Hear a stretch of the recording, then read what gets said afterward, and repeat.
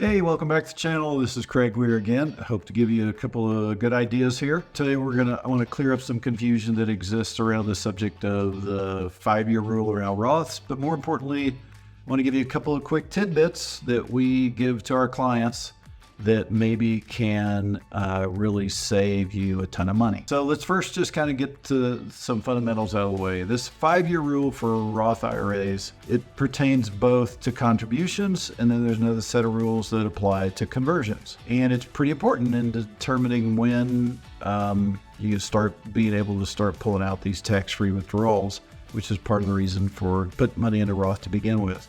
So let's take the easy part, which is just Roth IRA contributions and the 5-year rules around that. And a lot of you probably know all this stuff, so you're probably just hanging on for, okay, what's the tidbits that are so great? But I gotta build the foundation, so just hang with me. We'll get there pretty quickly. The goal is, how do we determine when the earnings on the IRA contributions can be withdrawn tax-free? Remember, there's two different words I'm going to use here that are really big and distinctive. Contributions versus conversions. Okay, contributions are when you take money out of your pocket and you put in. Conversions are when you take existing IRA money and convert it to a Roth, right? So the clock starts on your contributions on January 1st of the year in which you make your first contribution to any Roth IRA.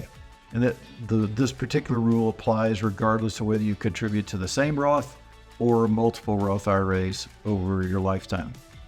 The requirement for you to be able to get the tax-free withdrawals is that you have to meet two conditions. The Roth IRA must be open for 5 years, and you must be at least 59.5 years old, or meet some other conditions, which are disability or first-time home purchase or that kind of thing. So for example, if you contribute money to a Roth in 2020 during the year, the 5-year period ends January 1 of 2025. And you can then withdraw all the earnings tax-free if you're at least 59.5 years old, or you meet one of these other little qualifying conditions. So now let's talk about Roth conversions and that 5-year rule.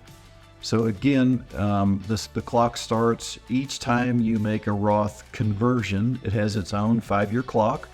That starts January 1 of the year you make the conversion. So even if you make the conversion in November this year, which is 2024, the IRS assumes that that period started January 1 of the year at which you make the conversion. In order to withdraw converted amounts free of tax and penalties, you have to wait at least 5 years from the conversion year, and you have to be 59.5 years old or meet other qualifying conditions. So one of the things that is not widely known, or is people get confused about, is that the law says, and part of one of these little qualifying conditions is if you're already 59.5 years old when you do the conversion, you do have to wait 5 years to access the earnings off of all those conversions, but you have immediate access to the converted amounts. So if you convert $100,000 this year and you do that each of the next 5 years, and you're 59.5 years old when you do it, you have all that $500,000 all through that time frame to be able to get access to. $100,000 this year, $200,000 next year, $300,000 the next year, $400,000 the fourth year, $500,000 the next year. The only thing you can't do is take out more than that $500,000, because that would be then earnings. Then you'd have to pay tax on those earnings. But if you put in $100,000 and tomorrow you want to pull out $100,000, there's no tax. No penalty. If you wait a year and a half and you've made one conversion and you pull out $120,000, then you have tax on the $20,000. Hopefully that makes sense. But again, if you're already 59.5, you got instant access to all the conversions. So a couple of other real quick additional considerations. The withdrawals of your contributions would be kind of important in that the contributions to a Roth IRA can always be withdrawn free of tax and penalty at any time, regardless of a 5-year rule. Whatever you put in, you can take right back out. Let's talk about the penalties. If you withdraw earnings before you meet these 5-year requirements, and you're not at least 59.5, you're going to definitely pay taxes on the earnings.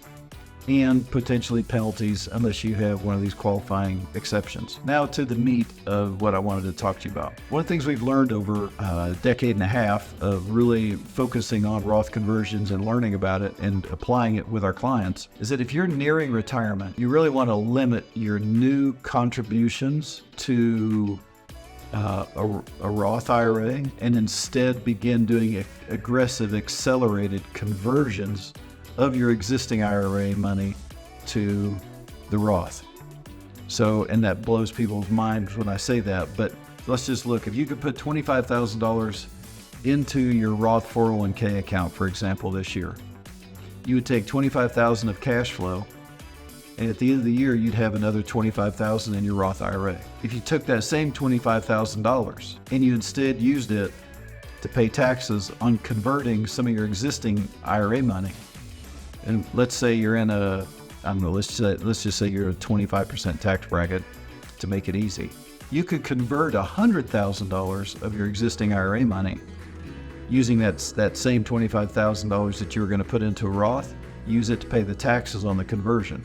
That assumes you had no other money to do anything with, but I do that on purpose to really emphasize the reasons why and the value of why you don't want to keep putting more money in there. You want to convert the larger lumps, because converting those larger lumps is what you have to do in order to lower that IRA balance. And the reason you want to lower that IRA or 401k balance in favor of a Roth is to get away and get ahead of, I should say, the required minimum distributions that are going to start happening when you're 73 years old. Those RMDs, whether you believe it right now or not, if you have $1 million or more in your IRA, those RMDs are going to end up causing you a lot of headache and a lot of pain. Our average client saves about $3 million of tax over their lifetime, and they got around $1.5 million in an IRA. That's because all this massive forced required minimum distributions go away as you get your conversions, where your 401k balance goes down and your Roth IRA balance goes up. I did another video that you probably should look at that we'll put in the references below that talk about how to optimize your income in each of these different, by using these different buckets strategically. So I hope these are just some really good tidbits, some great ideas for you just to think about, put the math to, and if we can be of any help, we'll be happy to. Remember, we don't sell products. We don't want to manage your assets. We just like to give people good education like this, and we have a lot of people come to us and actually help us kind of figure out, okay, now how do I make sense of this? How do I put it all into a game plan? So hopefully this was helpful. Have a great day. Have a great rest of the week, and God bless. Take care.